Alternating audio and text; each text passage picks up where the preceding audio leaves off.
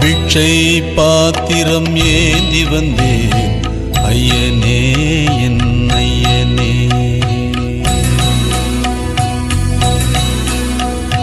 பிட்சை பாத்திரம் ஏந்தி வந்தேன் ஐயனே என் ஐயனே.